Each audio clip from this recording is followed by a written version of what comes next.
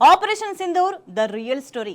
అదేంటి, మన దేశంలోనే కాకుండా ప్రపంచవ్యాప్తంగా ఇవాళంతా ఆపరేషన్ సింధూరమే కదా టాప్ ట్రెండింగ్ స్టోరీ. మరి ద రియల్ స్టోరీ ఏంటి అంటారా? Simple, what is behind the missile attack అన్నదే.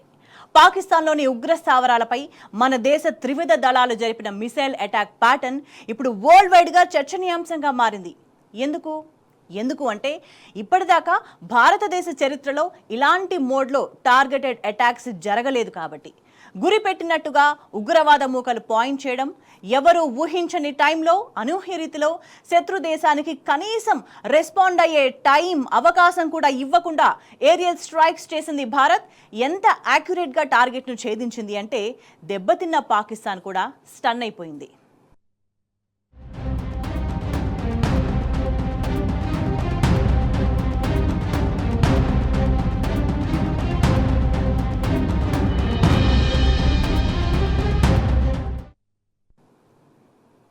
భారత్ చేపట్టిన ఆపరేషన్ సింధూర్లో భాగంగా భారత్ ఉగ్రవాద స్థావరాలను టార్గెట్ చేసింది.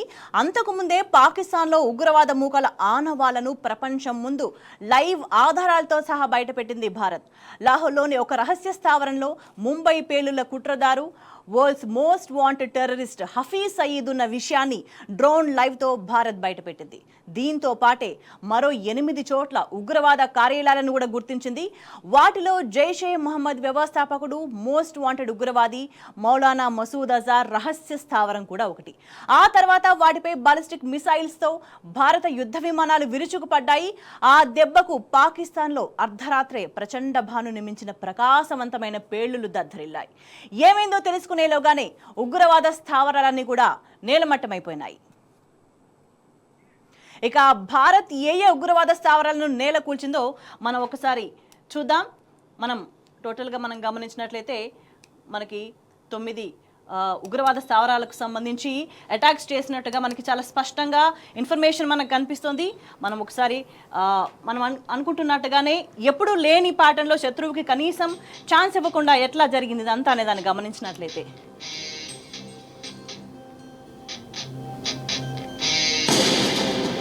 మనకి ఫస్ట్ అటాక్ ఎక్కడ జరిగింది అనేది మనం ఒకసారి చూస్తే ఫస్ట్ అటాక్ మనం క్లియర్గా ఒకసారి గమనించినట్లయితే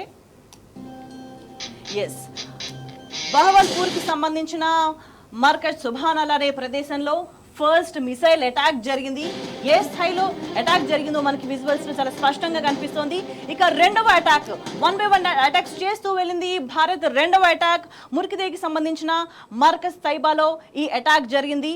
సో ఈ అటాక్ సంబంధించి దృశ్యాలు కూడా మనకి ఇక్కడ చాలా స్పష్టంగా కనిపిస్తున్నాయి. ఆ తర్వాత మనం నెక్స్ట్ గమనించినట్లయితే థర్డ్ అటాక్ తెహ్రాకలాన్కి సంబంధించి సర్జల్లో ఈ థర్డ్ అటాక్ జరిగింది. ఇక ఫోర్త్ అటాక్ని గమనించినట్లయితే సియాల్కోట్కి సంబంధించి మహమూనా జోయాలో ఈ ఫోర్త్ మిసైల్ అటాక్ జరిగింది. ఆ తర్వాత ఇక నెక్స్ట్ ఫిఫ్త్ అటాక్కి సంబంధించి మనం ఇన్ఫర్మేషన్ ఒకసారి గమనించినట్లయితే బర్నాలాకు సంబంధించి మర్కజ్ అహ్లే అదీస్కి సంబంధించి ఇక్కడ కూడా ఫిఫ్త్ అటాక్ని మనం గమనించవచ్చు స్క్రీన్లో. ఇక నెక్స్ట్ సిక్స్త్ అటాక్ కోట్లీకి సంబంధించిన మర్కజ్ అబ్బాస్ అనే ప్రాంతంలో జరిగింది. ఏ విధంగా అటాక్ జరిగిందో మనకి ఇక్కడ విజువల్స్లో చాలా స్పష్టంగా కనిపిస్తోంది. సో ఈ అటాక్స్ వల్లనే పాక్ కోలుకోలేకపోయింది 1 by 1 దెబ్బ కొట్టడంతో. ఇక సెవెంత్ అటాక్ కోట్లీకి సంబంధించి మస్కర్ రహీల్ షహీద్ అనే ప్రాంతంలో జరిగింది. సో ఒక్కసారిగా అర్ధరాత్రి అంతా కూడా సూర్యుడు వచ్చినట్టుగా అంత పెద్ద స్థాయిలో వెలుతురుతో అటాక్స్ జరిగాయి. 8వది ముజఫరాబాద్కి సంబంధించి సవాయి కూలీకి సంబంధించిన అటాక్ చూస్తున్నాం. 9వ అటాక్ బిలాల్కి సంబంధించి మర్కజ్ సయీద్నాలో ఈ అటాక్ జరిగింది. సో వరుసగా ఆపరేషన్ సింధూర్లో భాగంగా ఈ అటాక్స్ అన్ని మనం గమనించినట్లయితే ఈ అటాక్స్ అనేవే పాకిస్తాన్కి కంటి మీద కునుకు లేకుండా చేసినాయని చెప్పొచ్చు. సో ఏం జరిగిందో తెలుసుకునే లోపే ఇదంతా కూడా జరిగిపోయింది. అయితే ఆపరేషన్ సింధూర్లో భాగంగా భారత సైన్యం మొదటగా టార్గెట్ చేసింది బహవల్పూర్నే. సో ఎందుకు అక్కడే ఫస్ట్ స్ట్రైక్ చేసింది అని అంటే అది జైషే మహమ్మద్ వ్యవస్థాపకుడు, మోస్ట్ వాంటెడ్ ఉగ్రవాది అయిన మౌలానా మసూద్ అజార్ రహస్య స్థావరం. సో అక్కడ ఎందుకు అటాక్ జరిగిందనే దాన్ని మనం ఒక్కసారి మనం గమనించినట్లయితే చాలా క్లియర్గా. సో ఇక్కడ మౌలానా మసూద్ అజార్ రహస్య స్థావరంగా కనిపిస్తోంది. ఒక మసీద్లోని మదర్సాలో అజార్ మసూద్ ఆఫీస్ను నిర్వహిస్తూ ఉన్నాడు. సో ఈ మదర్సా నుంచే ప్రధానంగా మసూద్ అజార్ ఉగ్రవాద కార్యకలాపాలు కొనసాగిస్తున్నట్టుగా చాలా స్పష్టంగా ఇన్ఫర్మేషన్ ఉంది. సో ఈ మదర్సానే ఉగ్రవాద ట్రైనింగ్ క్యాంపెయిన్గా వాడుకున్నట్టుగా చాలా స్పష్టంగా అర్థమవుతుంది. సో ఏకంగా మదర్సానే అజార్ మసూద్ ఉగ్రవాద ట్రైనింగ్ క్యాంప్గా వాడుకున్నాడు. అందుకే దాన్ని టార్గెట్ చేసి భారత్ మిసైల్ అటాక్ చేసింది, సక్సెస్ఫుల్గా అల్టిమేట్గా పేల్ చేసింది. అయితే ఈ దాడి నుంచి అజార్ మసూద్ అయితే తప్పించుకున్నాడు, కానీ అతని కుటుంబ సభ్యులంతా కూడా చనిపోయిన పరిస్థితి మనకి ఇక్కడ చాలా స్పష్టంగా కనిపిస్తోంది. ఇక మరోవైపు గమనిస్తే ఇక అజార్ మసూద్ ఉగ్రస్థావరం దాడికి ముందు ఎట్లా ఉండేది, ఇప్పుడు ఎట్లా ఉండేదో ఒకసారి చూద్దాం.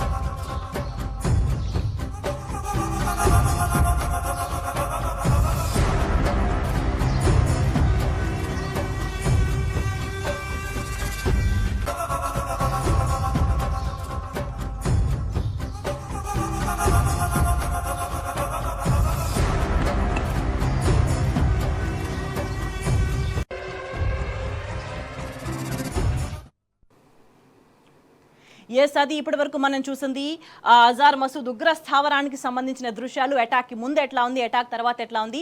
సో ఈ అజార్ మసూద్కి సంబంధించి గమనించినట్లయితే ఈ పేరు ఎక్కువ చాలా మందికి తెలియకపోవచ్చు, కానీ జైషే మొహమ్మద్ ఉగ్రవాద సంస్థకు సంబంధించి ఇతను కీలకంగా ఉన్నాడు. సో ప్రధానంగా ఇతని పేరు మీదనే ప్రధాని మోదీకి బెదిరింపు లేఖలు కూడా వెళ్ళినట్టుగా తెలుస్తోంది. మరి ఈ అటాక్లో అజార్ మసూద్ చనిపోయాడా లేదా అని దానికి ఇంకా స్పష్టత రాలేదు. అతని కుటుంబ సభ్యులైతే చనిపోయారు, కానీ ఈ అటాక్స్ తర్వాత ఉగ్ర దాడి ముందు అతని స్థావరం ఎట్లా ఉంది, ఉగ్ర స్థావరం ఎట్లా ఉంది, భారత్ అటాక్ చేసే తర్వాత ఎట్లా ఉందనే దాన్ని చూసిన తర్వాత మాత్రం ఈ జైషే మహమ్మద్ బాధితులంతా కూడా వాళ్ళు సంతోషం వ్యక్తం చేసిన పరిస్థితి కనిపిస్తుంది. Operation Sindoor the real story. మొదటి అటాక్ లోనే జైషే మహమ్మద్ వ్యవస్థాపకుడి ఉగ్ర స్థావరం తునాతునకలైపోయింది. ఆ తర్వాత ఇక రెండవ ఇంపార్టెంట్ స్ట్రైక్ అనేది ముజఫరాబాద్లోని మురికిదేపైనే జరిగింది. సో ఈ దాడి ఇక్కడ ఎందుకు అనంటే ఇది ప్రధానంగా ముంబై దాడుల కుట్రదారు హఫీజ్ మహమ్మద్కి సంబంధించిన ఉగ్ర కార్యకలాపాల సామ్రాజ్యం ఇది. సో హఫీజ్ సయీద్ చుట్టాలు అనుచరులు నివాసం ఉండి ఐఎస్ఏలో నిఘాలో ఉండే ఈ ప్రాంతం ఇదంతా. సో కొద్ది రోజుల క్రితమే దీనికి సంబంధించి హఫీజ్ సయీద్ లాహోర్లోనే పాక్ సైన్యం రక్షణలోనే ఉన్నాడు అని ప్రపంచానికి లైవ్గా చూపించింది భారత్. సో ఆ లైవ్ రిపోర్టింగ్ దెబ్బతో లాహోర్ నుంచి హఫీజ్ సయీద్ తన స్థావరానికి వచ్చాడు అన్న సమాచారంతో సో ఇక్కడ ప్రధానంగా గురిపెట్టింది భారత్ అని చెప్పొచ్చు. సో ఇక్కడ తన అటాక్స్ని చేసింది భారత్ ప్రపంచానికి. అతను ఎక్కడున్నాడో లైవ్గా చూపించిన తర్వాత అక్కడి నుంచి తన స్థావరానికి పారిపోయి వచ్చిన తర్వాత హఫీజ్ సయీద్ సో ఈ స్థావరం మీద అటాక్ చేసే ప్రయత్నం చేసింది. ఇక్కడ మళ్ళీ సేమ్ స్టోరీ కనిపిస్తుంది. మదర్సా తన ఉగ్రవాద శిక్షణ శిబిరంగా మార్చుకున్నాడు హఫీజ్ సయీద్ ఒక మదర్సాను. సో ఈ ఉగ్రవాద కోటను కూడా భారత్ మిసైల్ తునకలు చేసిందనేది మనకి ఇక్కడ చాలా స్పష్టంగా అర్థమవుతుంది. సో ఈ అటాక్స్ అనేవి భారతదేశంలో ఉగ్రవాదాన్ని రూపుమాపే విధంగా చర్యలు తీసుకుంటున్నట్టుగా మనకి చాలా స్పష్టంగా కనిపిస్తుంది. ఇక మరోవైపు గమనించినట్లయితే జమ్మూ కాశ్మీర్లోని పెహల్గాంలో పాకిస్తాన్ ఉగ్రవాదులు జరిపిన అమానుష దాడి ప్రపంచం అందరినీ కూడా షాక్ గురి చేసింది.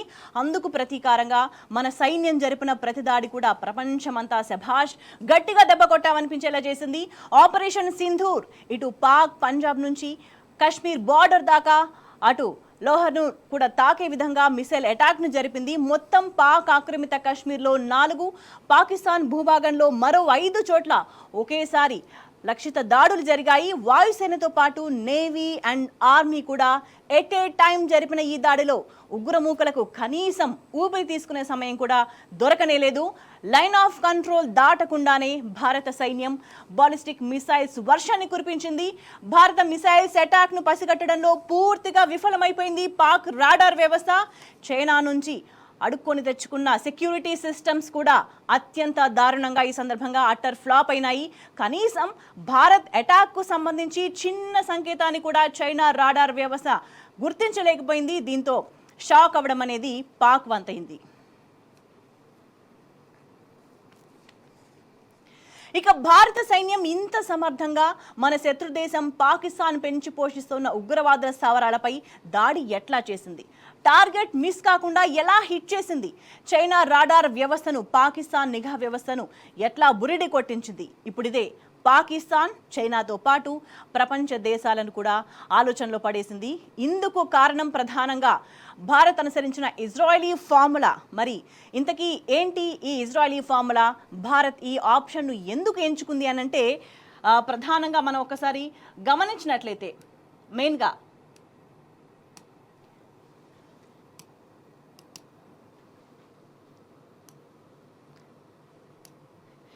ఒకే ఒక ప్రశ్న ఇప్పుడు ప్రపంచం అంతా కూడా వస్తుంది. ఏ విధంగా పాకిస్తాన్ పెంచి పోషిస్తున్న ఉగ్రవాద స్థావరాల మీద దాడి చేయగలిగింది? టార్గెట్ మిస్ అవ్వకుండా భారత్ అనేది ఇప్పుడు క్వశ్చన్ మార్క్గా ఉంది. సో దీనికి సంబంధించి మనం ఒకసారి డీటెయిల్స్లోకి వెళ్తే, పహల్గామ్లో పాకిస్తానీ ఉగ్రవాదులంతా కూడా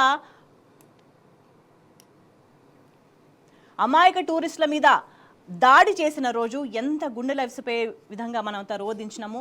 ఆ తర్వాత 2 రోజులకు భారత్కు వచ్చిన ఇజ్రాయిల్ బృందం ఇది పాకిస్తానీ అటాక్ ఫార్ములా కాదు, హమాస్ ఉగ్రవాద మూకల మోడస్ ఆపరెండి అనే విషయాన్ని గుర్తించింది. సో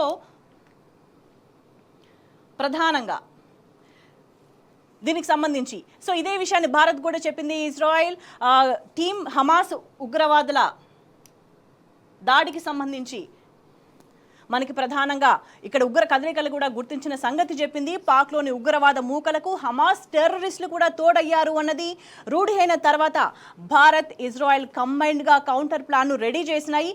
సో గురి తప్పకుండా లక్ష్యాన్ని ఛేదించే భారత సైన్యం ప్రధానంగా హమాస్ స్టైల్లో పాకిస్తాన్ ఉగ్రవాదులు ఎక్కడెక్కడ నక్కుతారు అనేదానికి సంబంధించి కూడా ఇజ్రాయెల్ ఇన్ఫర్మేషన్తో గుర్తించింది. పక్కాగా ఆ మేరకు ప్లాన్ చేసింది. గురి చూసి బాలిస్టిక్ మిసైల్స్తో అటాక్ చేసింది. సో దెబ్బకు పాకిస్తాన్లోని ఉగ్రవాద స్థావరాలన్నీ కూడా బూడిద మట్టమైపోయాయి, కుప్పకూలిపోయినాయని అనేది మనకున్న ఇన్ఫర్మేషన్. ఇక ఊహించని విధంగా భారత్ నిర్వహించిన ఆపరేషన్ సింధూర్ దెబ్బకు పాక్ మైండ్ అంతా బ్లాంక్ అయిపోయింది. కళ్ల ముందే తమ రక్షణలో ఉన్న ఉగ్రవాదుల స్థావరాలు నేలమట్టం కావడంతో పిచ్చెక్కిపోయింది. భారత్ మిసైల్ దాడులకు ప్రతిదాడిగా పాక్ ఎయిర్ ఫోర్స్ కౌంటర్ అటాక్కు దిగింది. అయితే ఆవేశంగా ఆకాశంలోకి ఎగిరినంతసేపు పట్టలేదు పాకిస్తానీ విమానాలు నేల చూపులు చూడడానికి. సో పాకిస్తాన్కు చెందిన F-16, F-17 విమానాలు భారత మిసైల్స్ దాడికి నేలకూలాయి. పాపం పాకిస్తాన్కు వరుసగా ఇది 2వ భరించలేని షాక్గా మారిపోయింది.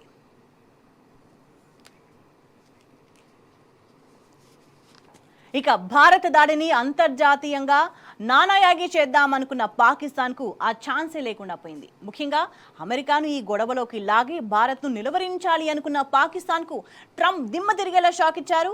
భారత ఆపరేషన్ పూర్తయిన కాసేపటికే అమెరికా అధ్యక్షుడు ట్రంప్ రెస్పాండ్ అయ్యారు.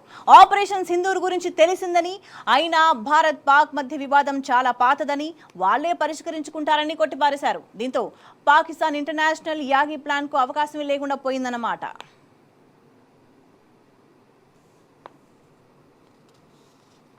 Walking in the doors of the Oval, just heard about it. I guess people knew something was going to happen based on a little bit of the past. They've been fighting for a long time. They've been fighting for many, many decades and centuries, actually, if you really think about it. అంతర్జాతీయ సమాజం ముందు ఉగ్రవాదుల అడ్డాగా మరోసారి దొరికిపోవడంతో పాకిస్తాన్ ఇమేజ్ను దారుణంగా damage చేసింది. So అయినా కూడా బుద్ధి మారితే అది పాకిస్తాన్ ఎందుకు అవుతుంది?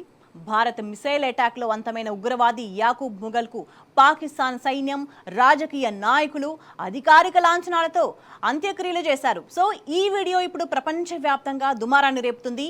మా దేశంలో ఉగ్రవాదులే లేరు అని దొంగ ఏడుపులేడ్చే పాకిస్తాన్ దరిద్రపు బుద్ధిని చూసి ప్రపంచ దేశాలన్నీ కూడా మండిపడుతున్నాయి.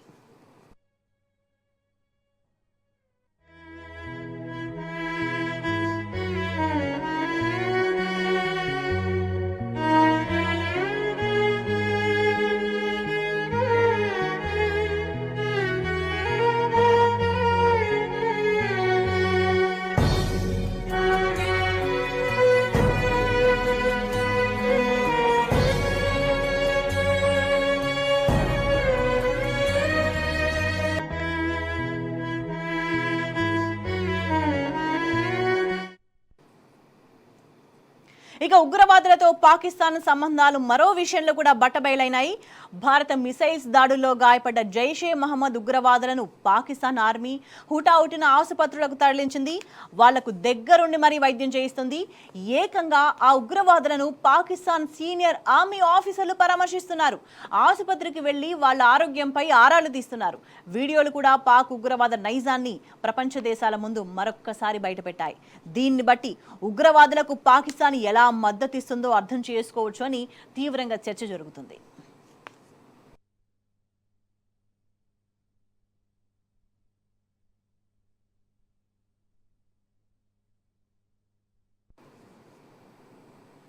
మొత్తంగా ఆపరేషన్ సింధూర్ పాకిస్తాన్ దుర్మార్గాలను బట్టబయలు చేసింది. ఉగ్రవాద స్థావరాలను మట్టుబెట్టడమే కాకుండా వాళ్ల వెనక ఉన్న అసలు కుట్రదారు పాకిస్తానేనని నిరూపించింది. దీంతో నిన్నటిదాకా దెబ్బకు దెబ్బతీస్తామంటూ బీరాలు పలికిన పాక్ నాయకులు నీళ్లు నములుతున్నారు. భారత్ యుద్ధానికి పోకుండా విచారణ చేస్తే సహకరిస్తామంటూ ఇప్పుడు సన్నాయి నొక్కులు నొక్కుతున్నారు. అయితే పాకిస్తాన్ను నమ్మడం అంటే పాముకు పాలు పోయడమేనని భారత్ తిరస్కరించింది. That's all for now. Stay tuned.